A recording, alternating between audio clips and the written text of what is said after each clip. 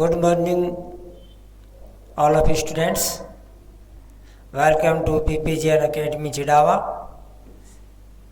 कल अपन इंडियन जो फेस्टिवल्स के बारे में पढ़ रहे थे, ठीक है, यानी कि भारत के त्योहार, ठीक है, उनके बारे में पढ़ रहे थे। अपन ने थोड़ा सा यानी कि 2-3 फेस्टिवल्स के बारे में अध्ययन कर लिया था। सबसे पहले तो है ऑल ओवर कंट्री, ठीक है ना, ऑल ओवर कंट्री यानी कि पूरे भारत में, ठीक है ना, जो फेस्टिवल मनाए जाते हैं उन फेस्टिवलों के बारे में पढ़ रहे थे, जिसमें ऑल ओवर, ठीक है ना, कंट्री में सबसे पहले दीपावली आता है जो कि पूरे भारत में मनाया जाता है। उसके बाद में होली आता है, उसके बाद में दशहरा, ईद उल फितर और क्रिसमस। इट मीन्स अपन ये कह सकते कि भाई 5 जो फेस्टिवल्स है, ठीक है ना, थोड़ा सा पहले मैं ऊपर लिख भी लेता हूँ।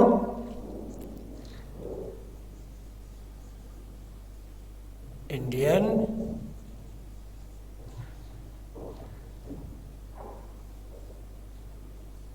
फेस्टिवल्स,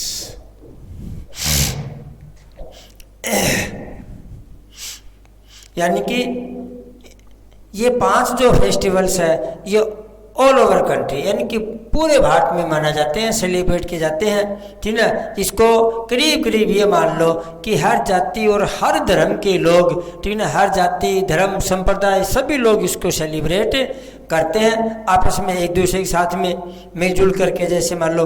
उसके बाद में नंबर 2 आता है नॉर्थ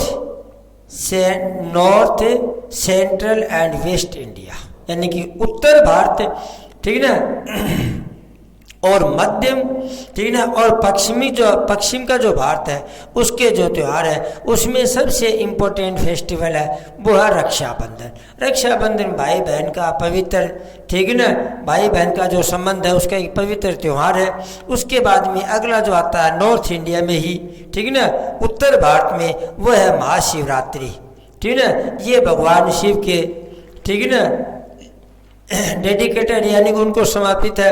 उसके बाद में अगला जो आता है वो है भाई दूज,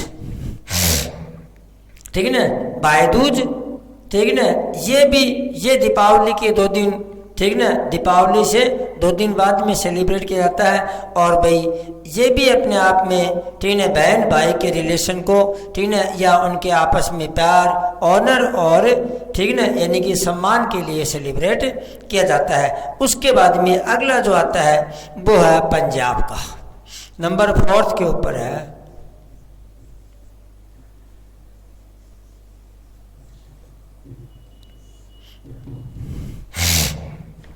नंबर 4 है वो है पंजाब का फेस्टिवल, ठीक है ना।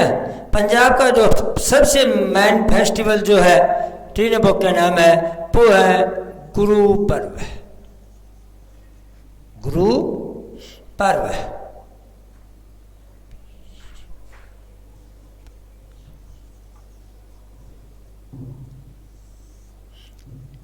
गुरु पर्व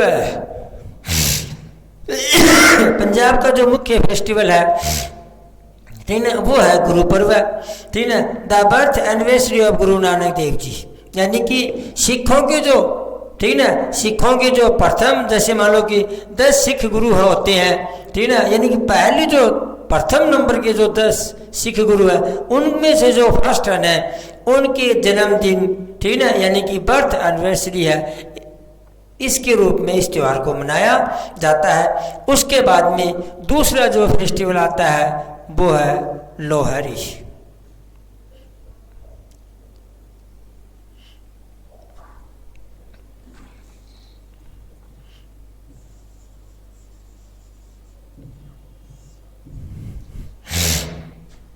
अगला जो फेस्टिवल है वो है Lohri. It is the festival, ठीक है, यानी कि हार्वेस्ट फेस्टिवल, यानी कि लोहरी जो है ना वो जनवरी के महीने में, यानी जनवरी का मतलब होता है 13 जनवरी, ठीक है, 13 जनवरी को इसको सेलिब्रेट,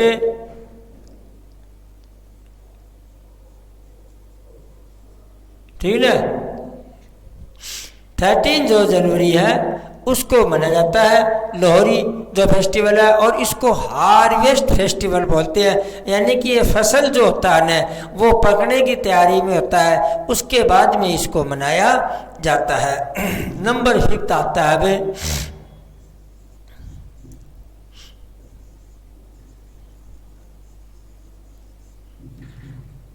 पोंगल।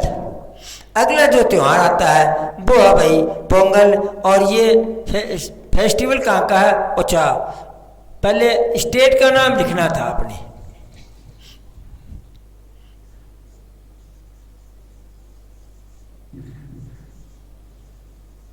तमिलनाडु और पोंगल,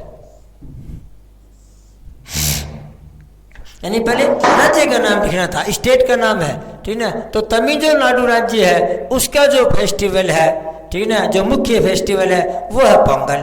पोंगल जो फेस्टिवल है ये भी हार्वेस्ट फेस्टिवल है, यानी कि फसल जो कटाई होती है, फसल जो तैयार हो जाती है, उसके उपलक्ष्य में इस फेस्टिवल को मनाया जाता है। उसके बाद में नंबर 6 पे आता है केरल।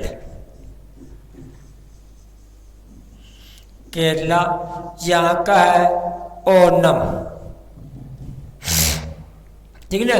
ये भी हार्वेस्ट फेस्टिवल है, यानी कि फसल कटाई के बाद, ठीक है, फसल तैयार हो जाती है, फसल कटाई के रूप में मनाते हैं इसको भी। ये भी हार्वेस्ट फेस्टिवल है।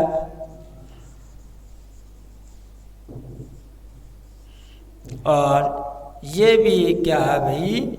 हार्वेस्ट फेस्टिवल है, यानी कि फसल कटाई, ठीक है ना, की तैयारी में इस त्यौहार को मनाता है कि भाई फसल पक कर के तैयार हो गई है, ठीक है ना। दूसरी बात है it is celebrated to welcome the favourite king Mahabali. दूसरी बात है ये जो ओणम का जो त्यौहार है ना, ये भाई किसके रूप में आता है? महाबली जो है ना, महाबली,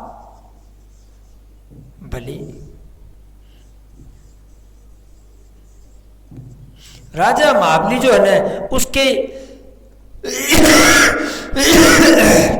स्वागत, वेलकम, ठीक है। यानी कि केरल जो है ना, केरल जो राज्य है वहाँ का जो महाबली जो प्रसिद्ध राजा होता था, जैसे मान लो, उसके स्वागत के लिए, यानी कि ऐसा मानते हैं कि भाई इस फेस्टिवल के दिन महाबली जो राजा है वो वहाँ पर आता है, ठीक है ना। तो उसके स्वागत के लिए इस ओणम के त्यौहार को मनाया जाता है।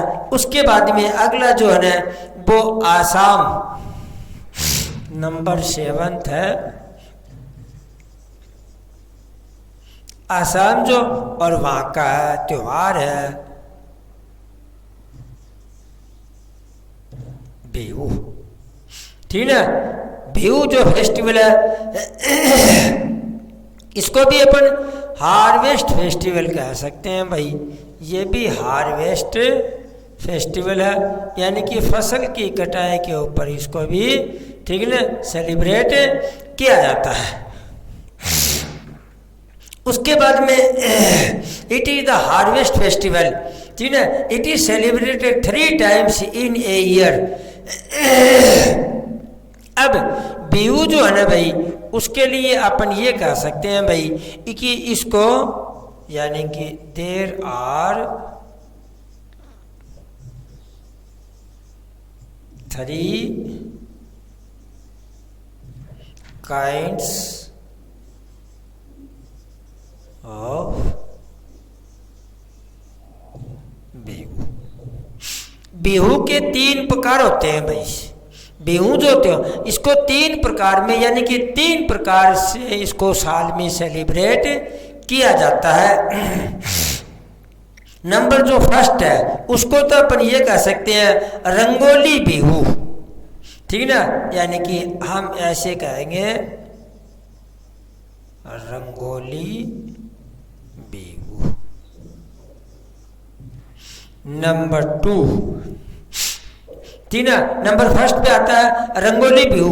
उसके बाद में नंबर 2 है कोंगली बिहू।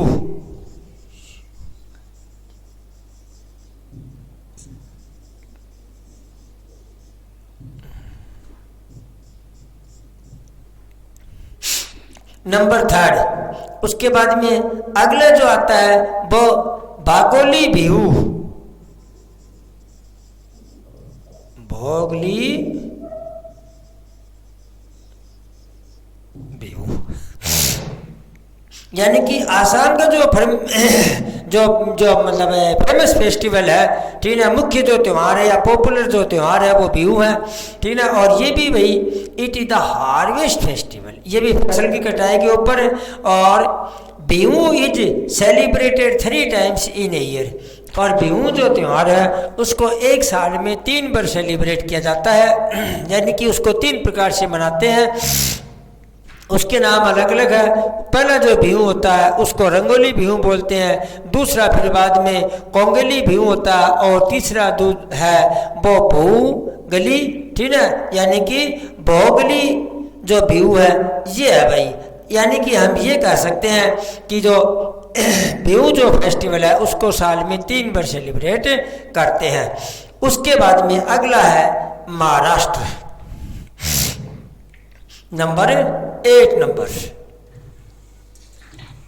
महाराष्ट्र। यानी कि अपन ने 3, ठीक है ना, फॉर सब पंजाब का अपन ने गुरु पर्व पढ़ लिया भाई। उसके बाद में तमिलनाडु, ठीक है ना, तमिलनाडु का अपन ने पोंगल के बारे में पढ़ लिया। उसके बाद में अपन ने केरल के ओणम के बारे में पढ़ लिया, आसाम बिहू के। उसके बाद में नेक्स्ट आता है महाराष्ट्र, 8 नंबर पर आता है।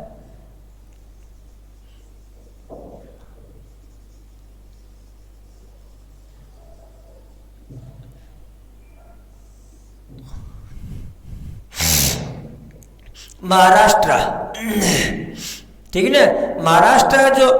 महाराष्ट्र का मुख्य जो फेस्टिवल है वो है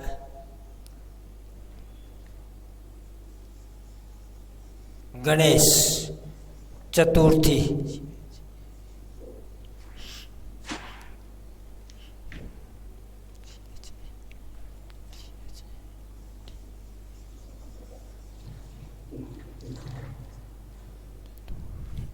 ठीक है ना। महाराष्ट्र का गणेश पूजा भी बोल देंगे, जैसे मान लो, ठीक है ना, या हम ये कह सकते हैं गणपति पूजा, गणेश चतुर्थी, गणपति पूजा। महाराष्ट्र का सबसे फेमस त्यौहार जो है वो गणेश चतुर्थी है। It is celebrated the birth of Lord Ganesh, ठीक है ना। और ये किस लिए मनाते हैं भाई, ये कर भाई गणेश जो चतुर्थी है या गणपति जो पूजा है ये भगवान जो गणेश जी है, ठीक है ना, उनके जन्मदिन के याद में इसको सेलिब्रेट किया जाता है, यानी कि बर्थ ऑफ लॉर्ड गणेश, यानी कि ठीक है गणेश जी के जन्मदिन के रूप में इसको सेलिब्रेट किया जाता है।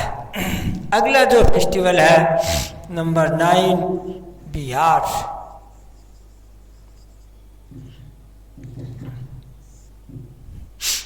ठीक है, बिहार का है छठ पूजा।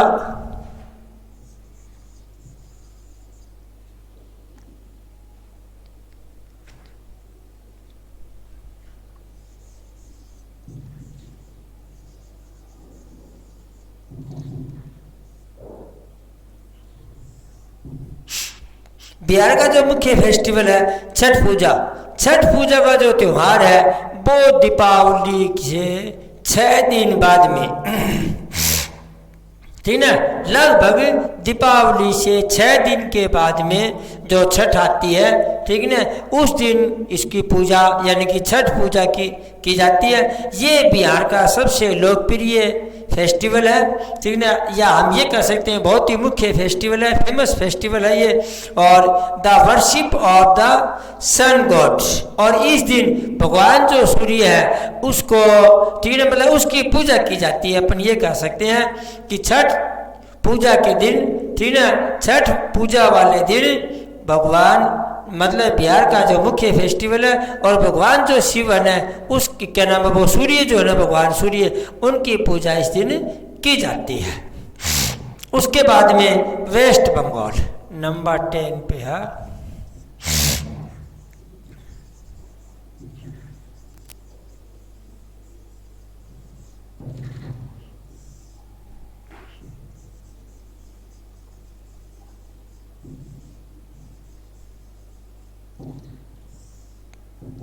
दुर्गा पूजा, वेस्ट बंगाल, ठीक ना, वेस्ट बंगाल का सबसे फेमस त्यौहार है दुर्गा पूजा, यानी कि इसको नवरात्रा में सेलिब्रेट किया जाता है। और पश्चिमी बंगाल जो है वहाँ पर दुर्गा जो माता है, यानी कि दुर्गा काली माता जो है ना, उसकी पूजा की जाती है, ठीक है।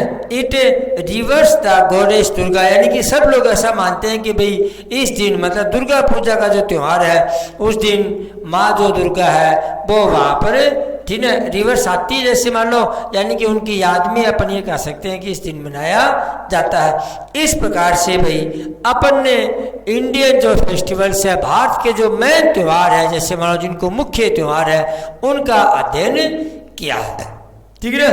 अब अपना अलग से पॉइंट, यानी कि नेक्स्ट जो चैप्टर है, नेक्स्ट जो टॉपिक है, उसके ऊपर आ जाओ भाई। ये था भारत के फेस्टिवल्स के बारे में, ठीक है ना, यानी कि हमने भारत का डांस, ठीक है ना, और फेस्टिवल्स। अब आओ भाई,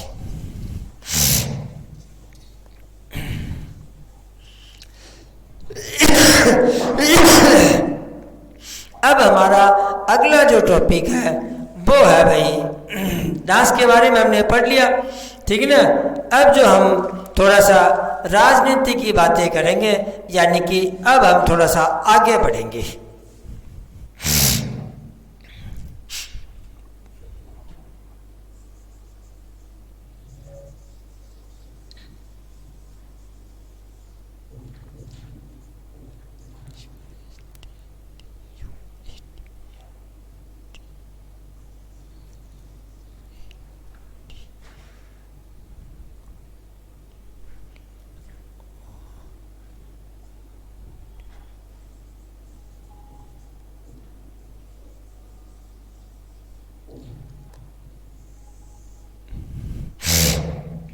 यानी कॉन्स्टिट्यूशन ऑफ इंडिया, कॉन्स्टिट्यूशन का मतलब होता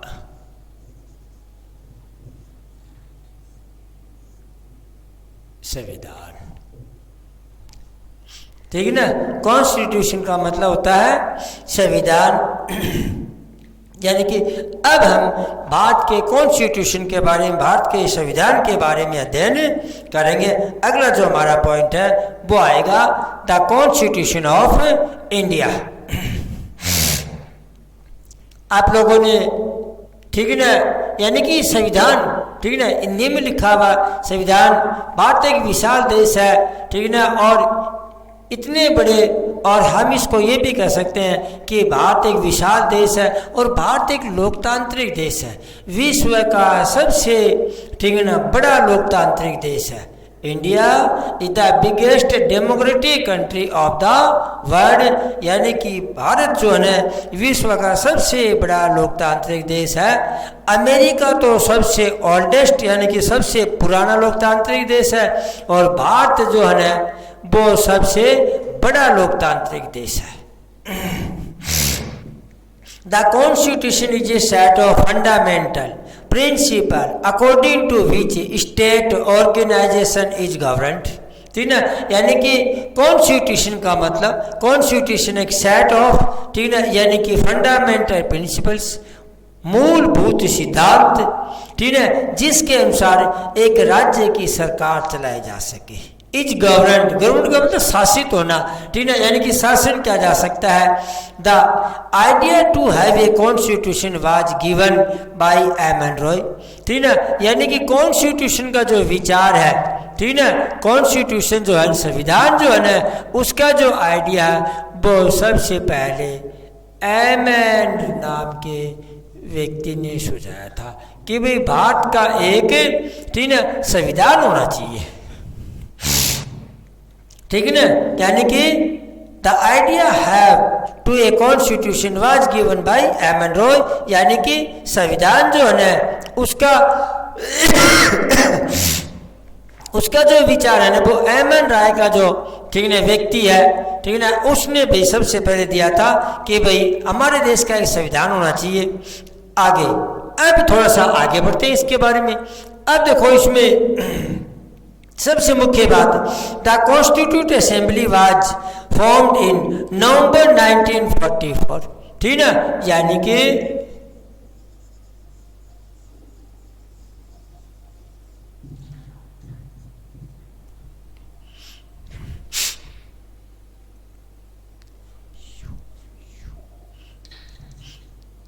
constitute assembly.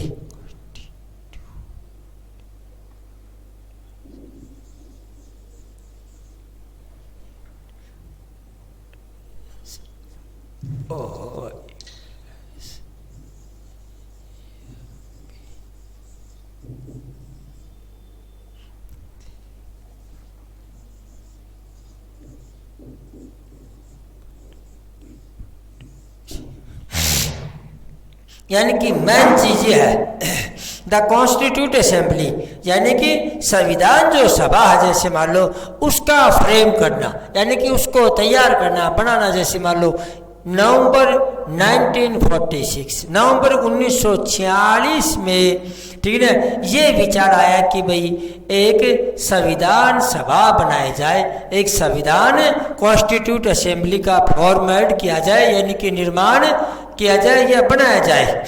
The constitute assembly तीन हेल्ड इट्स फर्स्ट मीटिंग, ठीक है, और ये तो विचार आया था भाई, ये तो फॉर्म करने का, जैसे मान लो अब उसकी जो कॉन्स्टिट्यूट असेंबली जो है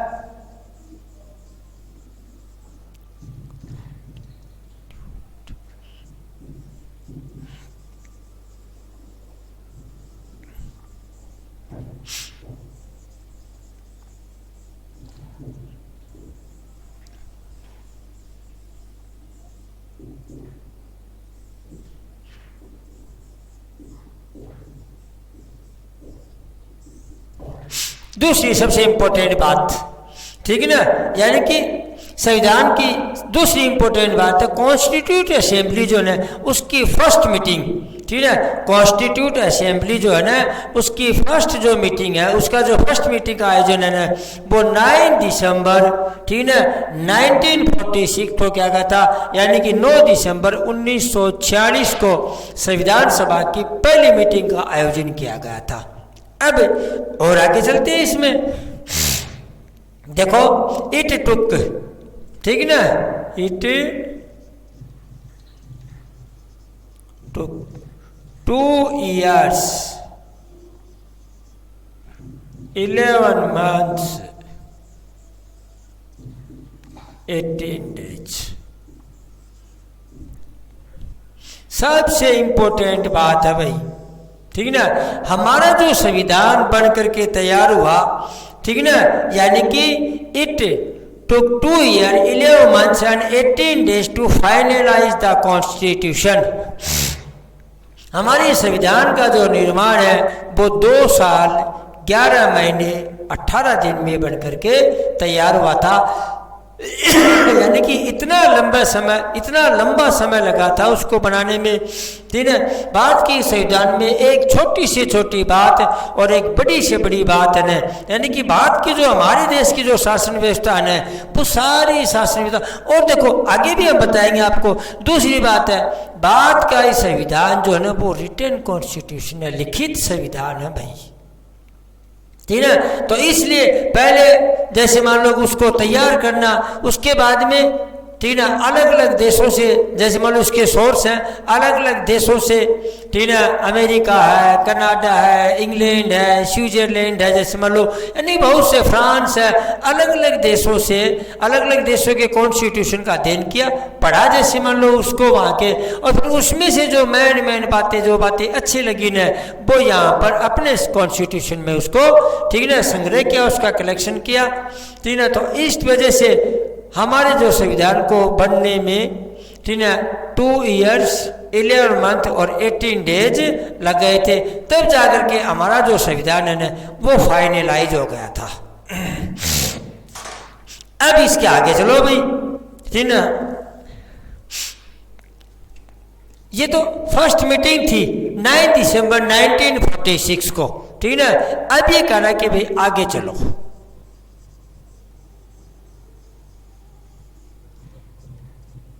कॉन्स्टिट्यूशन असेंबली जो है फर्स्ट सेशन, प्रथम अधिवेशन उसका, ठीक है ना।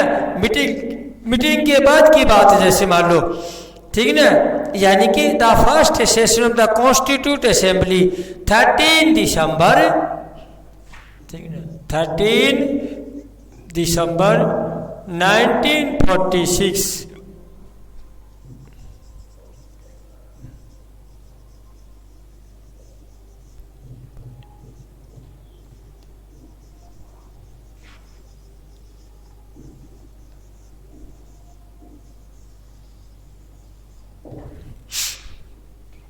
हाँ भाई, अगली बात है, देखो सबसे मेन बात है, ठीक है ना, यानी कि हम ये कह सकते हैं कॉन्स्टिट्यूट असेंबली जो है ना उसको फॉर्म्ड, ठीक है ना।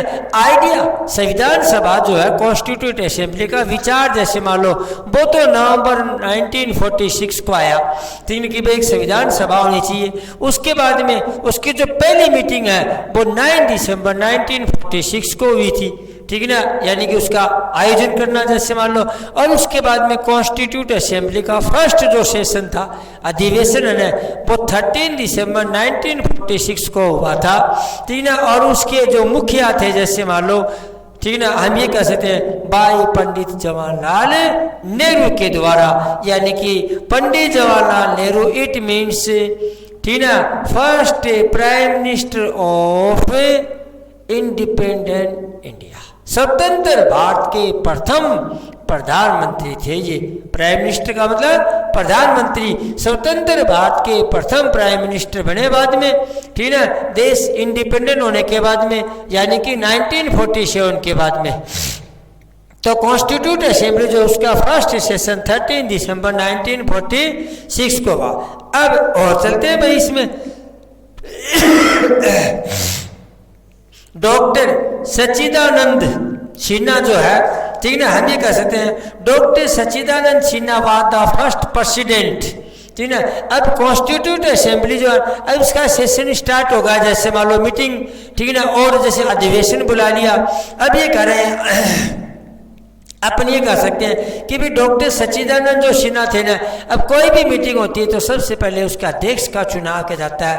तो टेम्परेरी रूप से कॉन्स्टिट्यूट असेंबली जो थी उसका जो अध्यक्ष है, प्रेसिडेंट, ठीक है ना, यानी कि फर्स्ट जो प्रेसिडेंट है वो डॉक्टर सच्चिदानंद सिन्हा को चुना गया था कॉन्स्टिट्यूट असेंबली का जो है, ठीक है ना, जब 9 दिसंबर 1946 को, ठीक ना, यानी कि जब इसका पहली मीटिंग हुई थी, ठीक ना, तो मिस्टर डॉक्टर है, मिस्टर क्यों लगाए हैं पर उनके, तो डॉक्टर सिन्हा,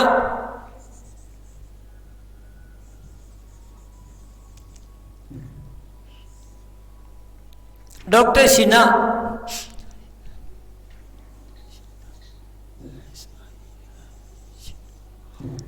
सिन्हा, ठीक है, डॉक्टर सच्चिदानंद, ठीक है, सच्चिदानंद सिन्हा जो थे वो भाई कॉन्स्टिट्यूट असेंबली के, ठीक है, फर्स्ट प्रेसिडेंट थे। लेकिन ये टेम्परेरी थे भाई, अस्थायी थे, जैसे मान लो ये। उसके बाद में, ठीक है, डॉक्टर जो सिन्हा थे ना वो तो टेम्परेरी यानी कि अस्थायी थे। उसके बाद में डॉक्टर राजेंद्र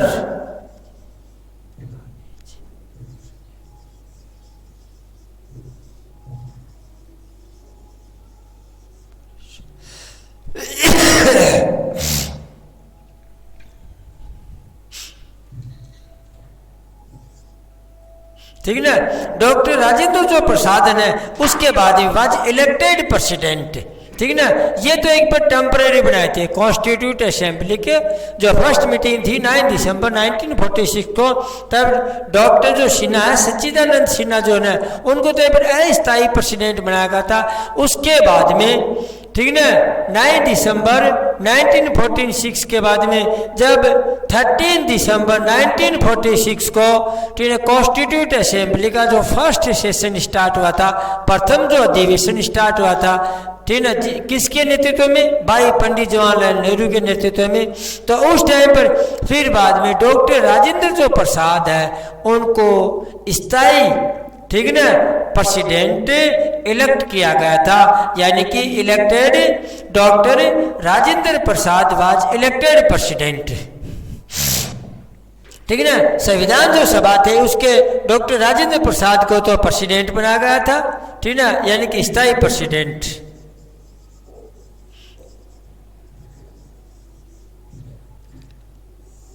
ठीक है ना, और वाइस प्रेसिडेंट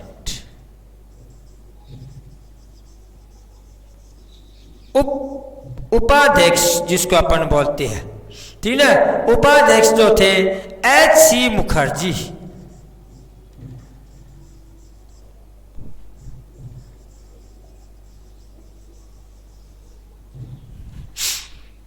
ठीक है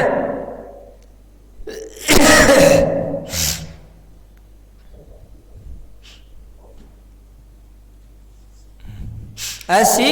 मुखर्जी, ये फिर वही भी इनको वाइस प्रेसिडेंट इलेक्ट किया गया था, यानी कि कॉन्स्टिट्यूट असेंबली जो है उसके स्थायी जो प्रेसिडेंट है वो तो डॉक्टर राजेंद्र प्रसाद को बनाया गया था, और उसके बाद जो वाइस प्रेसिडेंट है वो H.C. Mukherjee was elected vice president.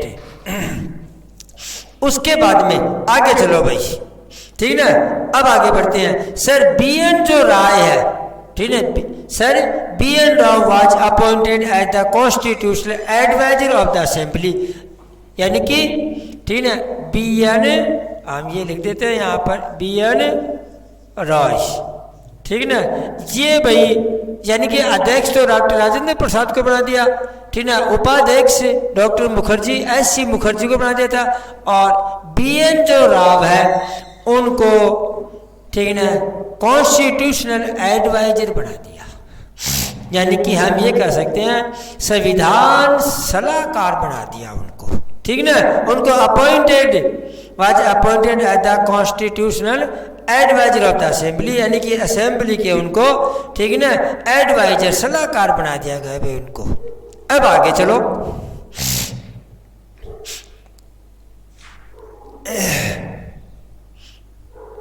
अब इससे आगे बढ़ते हैं।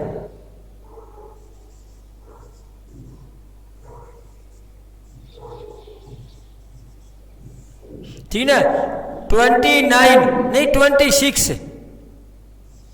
26 नवंबर 1949 यानी third and final reading of draft complete the constitution was declared as past,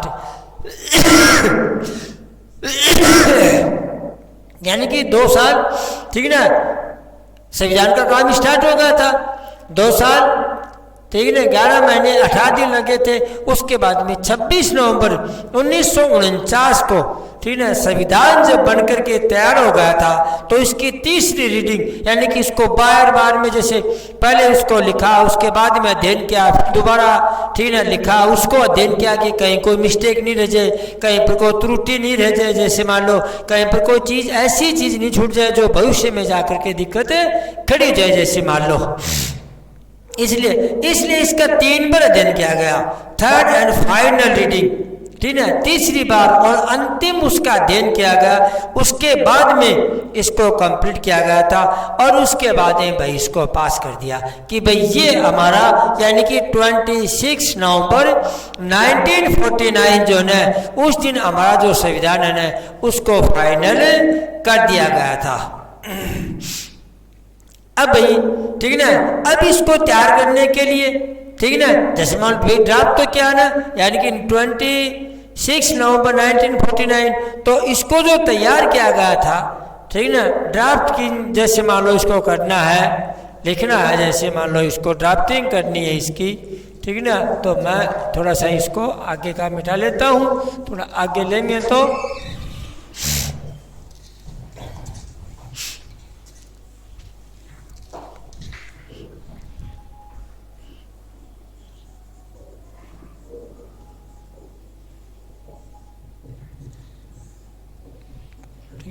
अब इसकी ड्राफ्टिंग के बारे में, ठीक है ना, अब अपन नेक्स्ट अगला जो पीरियड आएगा ना, ठीक है ना, उसमें करेंगे। थैंक यू, धन्यवाद।